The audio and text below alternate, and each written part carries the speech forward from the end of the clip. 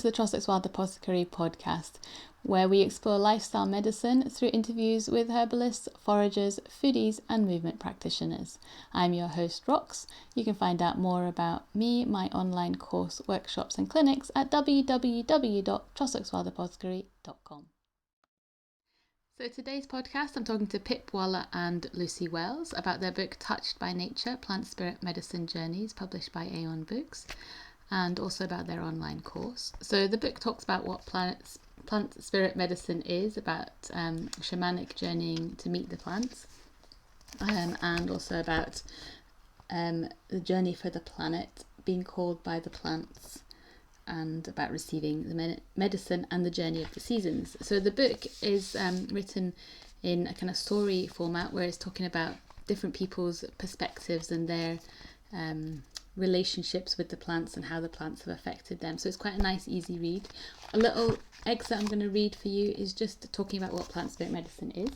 And it says, plant spirit medicine involves building relationships with, rather than using, local plants. It addresses the spiritual and emotional roots of disease. More than simply being a healing modality for us struggling humans, it is a path to rediscover our connection with the divine natural world and how to live in it. So I hope you enjoy today's podcast.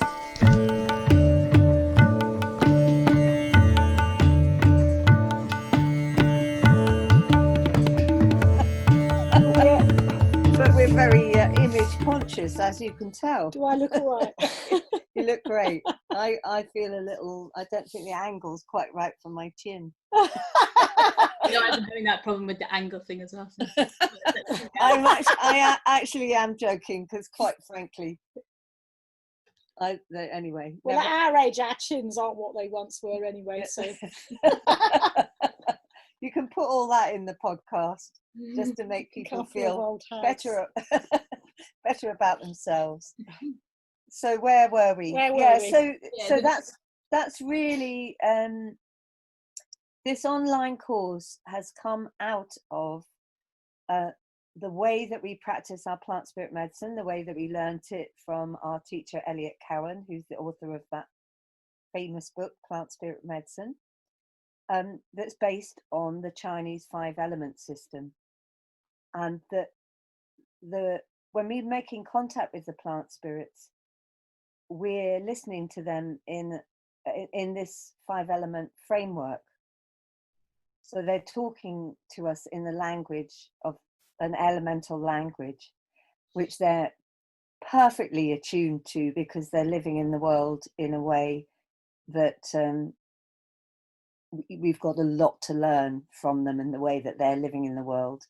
You know, us humans have not been living in the world in the best way. We've been living in the world like kind of rapers and pillagers, and the plants and the trees and the other living beings aren't doing that with the world. So this 5-element framework holds the way that we're listening and understanding what they have to say to us, and then we're matching that with the humans that come to us for help. And is the But on our online course, we're literally just encouraging people to tune in via the natural world that they have access to, because not everyone lives in the country. You know, it could just be the local park, or it could be the plants that are growing around through the, you know, around the edge of your house. I mean, it's interesting what appears outside your door as a little wild plant. It's not random when you get a sudden little plant popping up. You know, it's all got a resonance for us if we can but notice, start to listen, start to observe, start to feel into what's actually happening around us in nature. And it's deeply reassuring, actually. And this particularly at this time where everything, you know, a lot of the structures are breaking down and everything's so uncertain and unstable, it kind of feels even more necessary to just really tune in to the natural world and what it's trying to tell us. So when we focus on the season that we're in during the year, that's giving us a lot of guidance and a lot of help with all the various ways that it manifests. So in this time that we're in now, in this harvest abundant time where, you know, the kind of flowering season is going over, but everything's filling out and ripening and starting to offer the fruits and literally the harvest. And it's a beautiful time to just focus into, and the heat has changed, the light has changed, it's starting to kind of shorten, and there's a ripening and an enrichening going on. So when we tune into that, that's a very nourishing elemental experience. Yeah, and it's good to think about, when we talk about the elements, maybe it's a better idea for people to think about season. We're talking about the energy of a particular season, as Lucy said. So, and it's very, very much about all these different energies that are the seasonal or elemental energies. They're like great cosmic energies that move through the whole. How does, you know, spirit become flesh? How does spirit manifest in the physical world?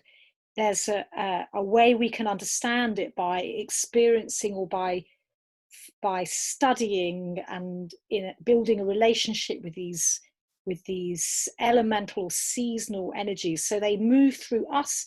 The whole of our body, mind and spirit is sort of governed by and is an expression of those energies, and the whole of nature, because obviously we're part of nature. And in certain seasons of the year, there's a very predominance of one particular of those energies. And in the, like Lucy said, the earth one at the moment, which is the time of abundance, and that's the time when the earth mother is giving us all. We're at her breast. It's an overflowing of mother's milk. It's everything that means, that not just the physical nourishment, the perfect physical nourishment that we need, but the emotional support and the security of being in a mother's arms, which is obviously how it ideally would be. And our culture, our world that we're living in, as Lucy also began to say, is that it's very out of balance. We as human beings are very out of balance, and we're living in ways that are very out of balance. And even so, nature, and we have even the climate change thing, we worry about it. Well, I mean, most of us do, or many of us do, but actually nature's always in balance. And when there's something strange happens in nature, it's a response to, it's a redressing of something.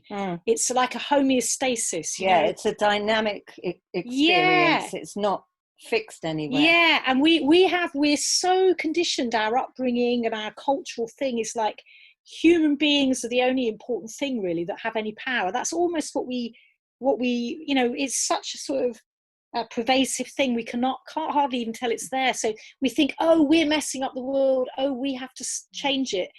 We don't think, oh yes, look, oh, climate change, we're messing up the world. We could think, oh wow, look, the earth mother, our mother that we're all living on, she's going to have ways to react and respond to what we're doing, and that have the potential to draw us back into balance, and to draw, and not just us, but of course all the other beings, all the other animals and creatures that are on this beautiful planet. So our thing about plant spirit medicine, our real thing is as a very, very, very profound healing, very deep, profound way of encouraging the bringing back of us humans into alignment, into proper alignment and balance with the world that we're living in. Yeah, that's very, very nicely and well put. Well, I thought you would have more to say about that, my dear. Well, I don't know how much more I could say about that. I'm sure you can. But that is really the motivation behind all the work.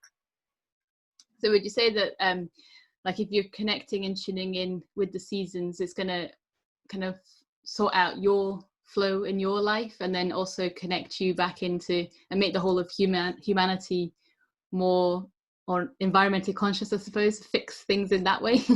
That's a very grand learning outcome. Yes, sign up for our course and all that will happen 2 weeks later. I don't think we'd quite put it as black and white as that, because I think the whole thing is it's a gentle, gradual process of trying, for all of us, trying to wake up, trying to become more aware, trying to observe more, trying to become more humble, actually, and not in a kind of obsequious way, but just in a way where we're learning about humility as just finding our proper place in the scheme of things, rather than bish bash boshing our way through.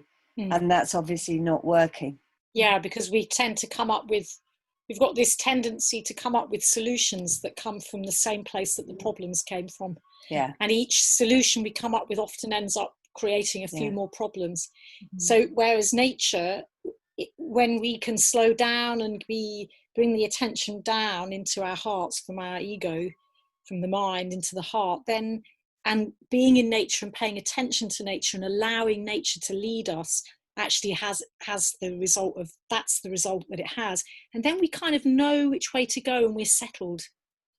And so, but I'd also like to say that yes, being in doing our course, of course, will solve all your problems and make all your dreams come true. No, no, seriously, connecting with nature in a certain way actually is hugely healing, and no question, no doubt about it. What we have to, what we learn when we start a really deep healing journey is that it's a very long journey, and it goes on, and we get into deeper and deeper levels.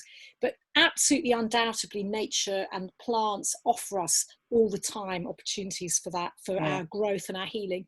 But the plant spirit medicine that we practice is when people come to us for healing, when people learn to be a plant spirit medicine healer, the way that medicine practice is quite a lot more to it.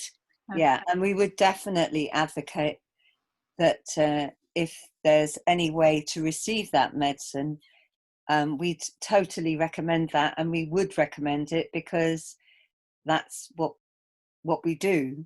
And what the plant spirit medicine healing? Yes, yeah, because it's a beautiful, very, very subtle and gentle way of helping us heal.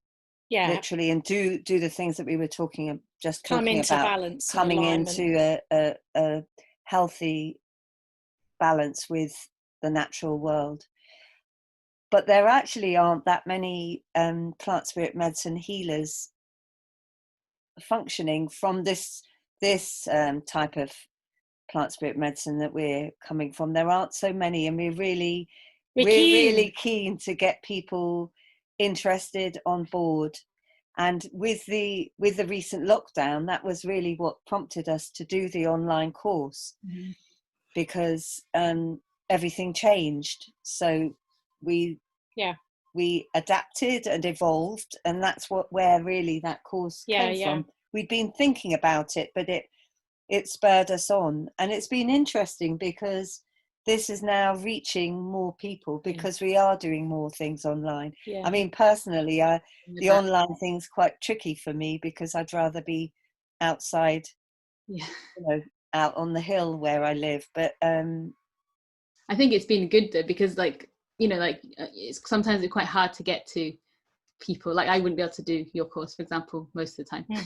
Whereas a lot of online things, I feel like it's opened up a lot of possibilities.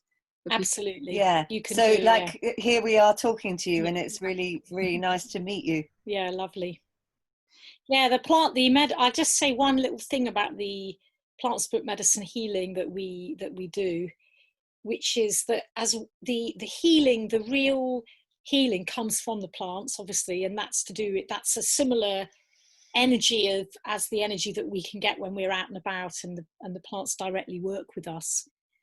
but the modality, the actual, as a paradigm or a modality of healing, it's got a very, very, very rigorous protocols. Rigorous and vigorous. Yes, but protocols to do with an understanding of how energy moves in the human being and can get blocked, and ways to remove the blocks to healing, to allow fully that power of the nature to come in.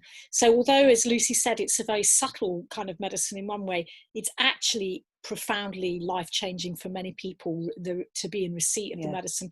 I mean, we both started about 16, 17 years ago. We started, and but we're both still having, we're patients as well as healers, because there's something so profound.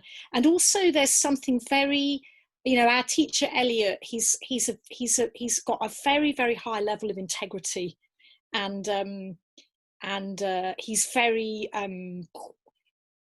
rigorous, I think is the word. It's like it's very, look, this is the way to do it. And in some way, sometimes that can be a bit annoying, because it's quite nice when things are a bit more fluffy and you just go, oh, let's just feel it and it's all lovely. But actually it really works as a way of, there's a very definite ways of diagnoses, and also tracking and treatment protocols that create a lot of safety for it. Yeah, and I think, as you pointed out, because we're working with the energetic system of the meridians that comes also through that Chinese medicine tradition, it's a very well documented science, if you like, of how the energy flows and how you find where it gets blocked. And that in itself has got extreme precision and accuracy and ways of finding out whether you're on track or not, which is really, really uniquely helpful. Because the actual medicine of the plant spirits is beyond us knowing the extraordinary potential that they have for change within our systems. So I always say, I was a very fond of 5-element acupuncture before I came across plant spirit medicine, but my feeling is that the plants can do what the needles do, plus bring their unique qualities into our beings as well. So they're both moving the energy, and they're bringing this extraordinary gift of their being into us. So you've got a kind of double whammy going on when you receive that medicine. And it can become something that can give us what we're crying out for, what our spirits are crying out for at the deepest level. And that is life-changing. And how are you using the plants? Like, is it like an energetic exchange, like a sort of hands-on healing type? Yes. Yeah. And we've got they're our mates. We've already met them, and we've built up a relationship, and we ask them, can you come and help this person in a particular way? So that's one aspect of the learning, as you go out out in the field or out in the forest or outside your on the pavement, you make friends with the plant. And then we do a simple type of shamanic journeying, which we're calling household shamanism. So it's not in the deep shamanic tradition. It's a way of relating that I think all our ancestors knew. It's not encouraging any great, astral travel or anything like that. It's just literally making friends beyond the physical with the plants that are native, that are all living around us, that are growing wild. And then we have them. And each of us have a particular personal relationship with them, just as we do with our friends. Yeah. And then actually we do also teach these weekend introductions to that process, the process of how to make those kind of friends with plants.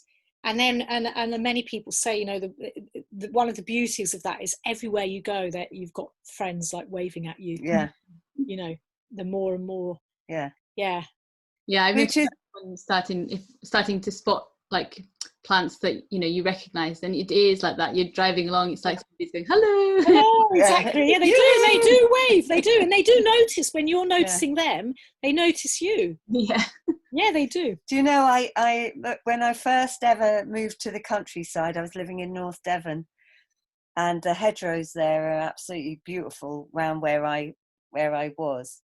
And I didn't really know anything about this stuff, you know, but I loved being there, and I loved being by the sea, and I moved away, and then I got into this and learnt and learnt and learnt. And I was on a visit to that area where I'd lived sort of 20 years ago.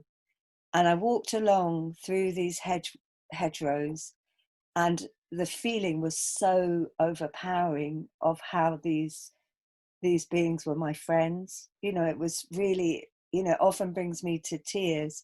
It's like, oh, I just didn't realize. I didn't realize the loving grace that was being bestowed on me, that I was being introduced to.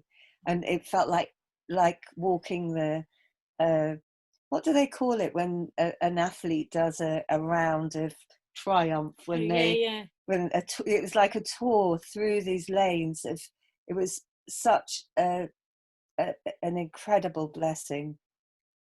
So and we don't always know it in the moment. You can go back and it's like, wow, that honeysuckle or the hawthorn or the bryony, or you know, whatever particular plant it is.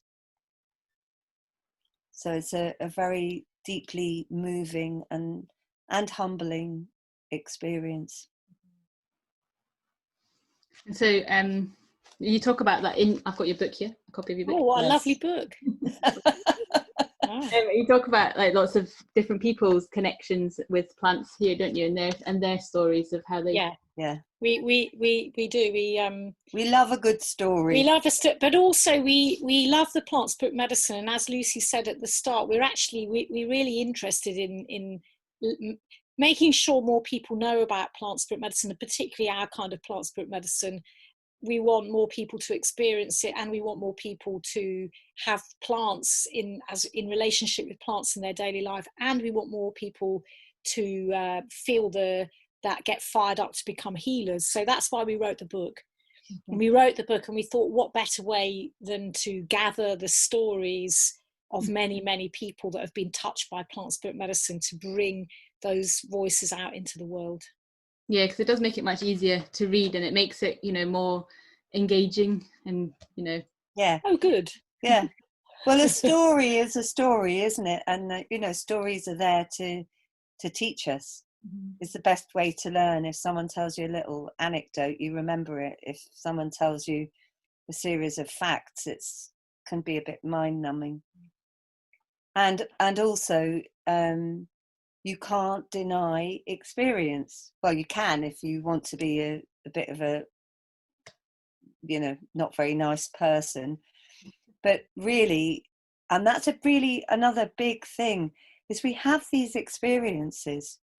And, you know, so many people come on our weekends and they say, oh, you know, you must think I'm a bit mad. And we say, no, absolutely not. You're listening to something real and extraordinary that's going on all around you. So we want to kind of validate our stories, we want to validate our experience, because for too long, you know, that magical aspect of the world we're living in has been put down, and you know, what turned into what? This kind of mess that we're living in. Yeah. So yes, for hearing from those extraordinary little moments where you could almost say, oh, I must be going nuts, you know, when you thought that plant had something to say. Yeah. But we want to say, well, listen to it. Yeah. And lots of times people come and they go, oh, thank God, I thought it was just me. Now it's so nice to be in a group of people where we're all mad together in a lovely way. Yeah. So, I mean, I've often thought I must be a bit off the planet, but now I start thinking, no, we're the same ones. Yeah. Yeah, because I think quite often you have those connections, don't you, or those feelings and intuitions, and people just say, oh, you know, don't be ridiculous, and so you just tend to just push them aside and think, oh, you know, I'm just imagining, or something. Yeah, exactly. Exactly. So really, you know, validate. And it's not talking about being kind of, you know, off your head or something. It's actually being really tuned in and sensitizing, and literally sensitizing, using senses to experience an aspect of reality that has been repressed. We've been just suppressed. encouraged to ignore. But actually, we're actually brought up in our world to suppress and ignore almost everything we feel. I think we've got a culture that's become very robotic or something. You know, it's like so it's not just the denial of our experience. That isn't just to do with things to do with fairies and plant spirits and the magic of nature, but just the denial of our experience about, well, actually I'm, you know, I mean, if you think about the way people talk to children in our culture, it's like a kid will say, oh, well, I'm bored, oh, don't be silly, or I'm tired, well, or, you know, or I'm upset, and then you're just told, oh, you're just tired, or, you know, all the time our experience is being unvalidated or pushed aside, and we're told to stop listening to our own experience, so we get kind of zombified, basically. The zombie apocalypse is already here. And the plants versus zombies, it's a common game amongst the youth. Yeah, the plants are actually the plants and nature in general, but obviously you can't separate nature from plants, so are the antidote to our numbness and our zombification. Yeah, it's a de-zombification program. Sign up. Buy the book. Look at our website, Touched by Nature, psn.co.uk. just.uk. I'll put a link on that as well.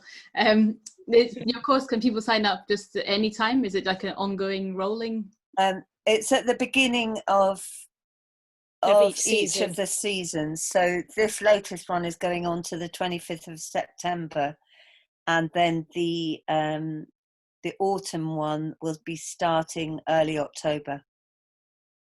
Yeah, so you can start in any season, and it's the whole, you can just do one season, or you can do the whole year, or you could do 5 years. I mean, you know, this is a process you can do every year, every deeper and deeper and deeper. But yeah, you can start at the beginning of any one. So like Lucy says, the next opportunity to start is early October. And each season's roughly 2 months, 2 and a bit months. Some obviously in our hemisphere, you know, winter's quite long. This year we had a very nicely, weirdly but lovely, beautifully hot spring. And you know, so we're looking at our observation and our like every season is unique. Not just different to the other seasons, but this year's seasons aren't the same as last year. There's the energy, but there's the unique living expression of the present moment expression of each day of each season. So, you know, any difference in this with regards to us being all in lockdown? Yes, absolutely, because the nature got to thrive, didn't it? It was so quiet for a while, and we had a different, because those of us that live somewhere where we've got access to nature, we really were lucky, because quite a lot of people in lockdown were just stuck in flats, cities, and that has been a very different experience. Yeah, that kind of really detach them from that connection, didn't it? So yeah, I wonder if then there's there's more of a need, because I mean, I know over where we are, there's a lot of people, as soon as lockdown was released, you know, everybody came rushing over to nature. Of course, yeah. Same where I live. And I think all the beaches at the moment are rammed, aren't they? All the beaches and the mountain tops, and that in itself is an interesting phenomenon, really, isn't it? Yeah. It's not just about holidays. It shows how hungry people are. Exactly. Have been, yeah. People have been hungry and desperate for what they feel when they're somewhere where the air is fresher and and the elements are very strong. So the mountains, the very strong earth and wind, earth and air, and the sea is obviously and in the sunny day by the beach, it's a very strong fire and water. It's people are absolutely need nature. It's not a little Well, we it's not a are luxury. nature, aren't we? We Yeah. need it. We need to have the feeling of it. Mm. I'm just gazing outside, just right outside this window is a buddleia that is absolutely full of butterflies fluttering around. Beautiful. Yeah. There's almost more butterflies than there are flowers on that bush. Yeah. Maybe they're coming to tell you something. Yeah. Yeah. Your the book that you've got, so the way that it's put out, so you have like, you talk about like the practice and then how receiving the medicine and the journey of the seasons, and then the shamanic dreaming. So does that kind of follow the kind of path that you would take? So you'd start off with the season, looking at the seasons, and then maybe going into doing the shamanic dreaming, or would they all kind of interweave and do them? They all interweave. We're talking there, I mean, it's on lots of levels, so you can experience that journey as just somebody interested in deepening a connection with the plant spirits, or you can experience that as somebody thinking, oh, I'd like to receive healing, or somebody that wants to do some study.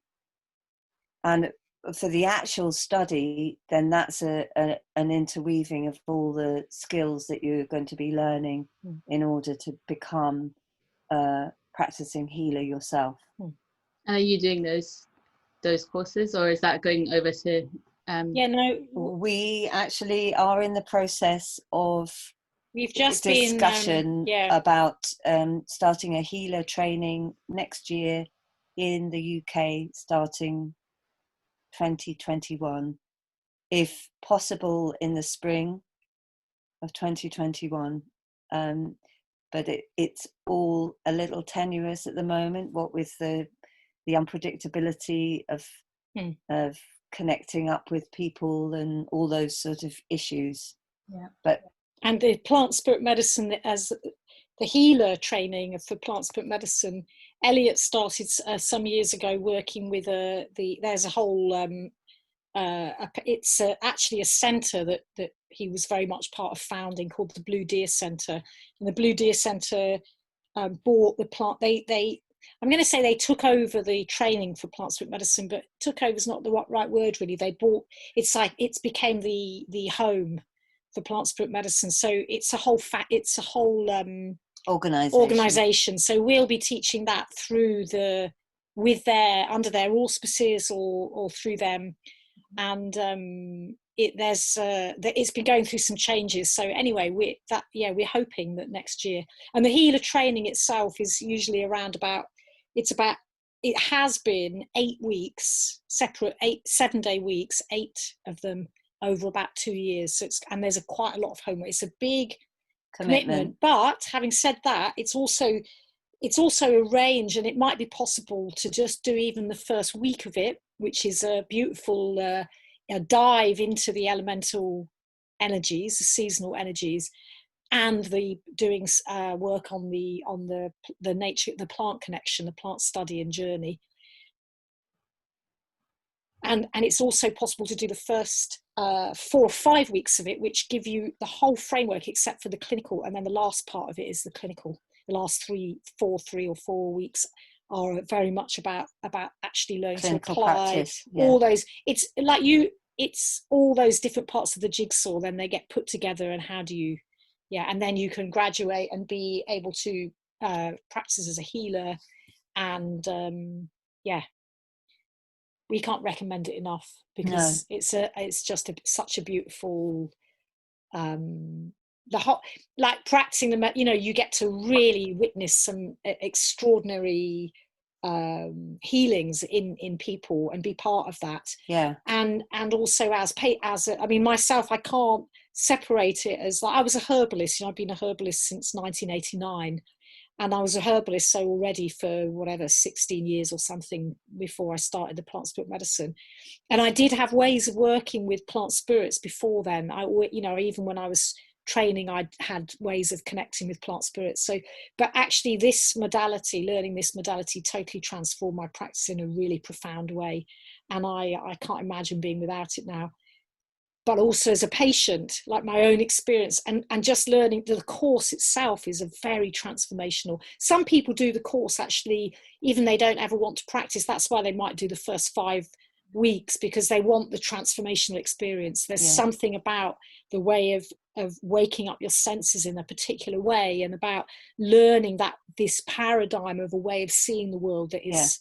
Well, it's a very, very different perspective. Well, once you really have tuned in and start having these conversations with your plant friends and realizing that they're there and we're in a relational universe, it's a very, very different experience of life.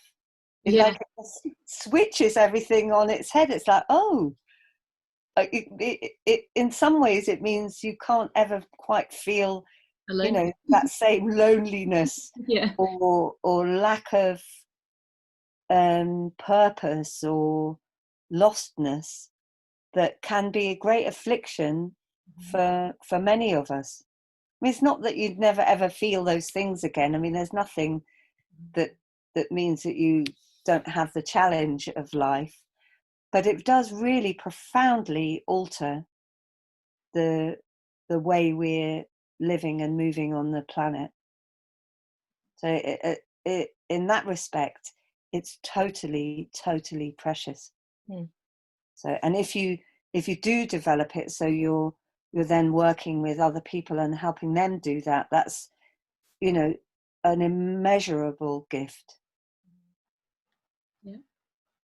And do you have any tips that people could put into practice now? Maybe something people could think about doing? What about the heart? Should you talk about the heart-centered breathing thing, maybe? Well, that's a beautiful way, but I'm so into taking my shoes off. Oh yeah, and just walking on the earth. It's so simple. Get out there, find a nice grassy knoll or a pathway. Just take your shoes off. Feel it. And feel the Mother Earth. Feel the support. Put their shoes on. Feel the connection.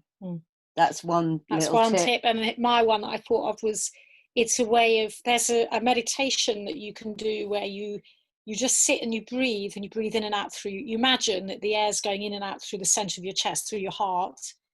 So, and you can do that just quietly indoors or outdoors or anywhere, but just breathing in and out to the count of 5 often. And every time you breathe, you just keep bringing your attention to the center of your chest as though the air is entering in and out. And that has the effect of just dropping down your consciousness from the mental level to the heart. And then when you're out in nature, you can actually be doing that with the whole environment that you are, or with a specific plant. So you can just sit with the plant, simply say hello, introduce yourself, and then share your energy. You know, so you'll be breathing in the heart. Through the heart, you'll be breathing in the energy of that plant, and also the plant will be breathing in your energy. So it's a nice way to connect. And another top tip, maybe as the kind of sprinkles on the ice cream sundae, could be to just remember to say thank you. Go out there and find some things that you can actually simply feel easy about saying thank you for. Thank you for the rain, or thank you for the warm day, or thank you for the butterfly.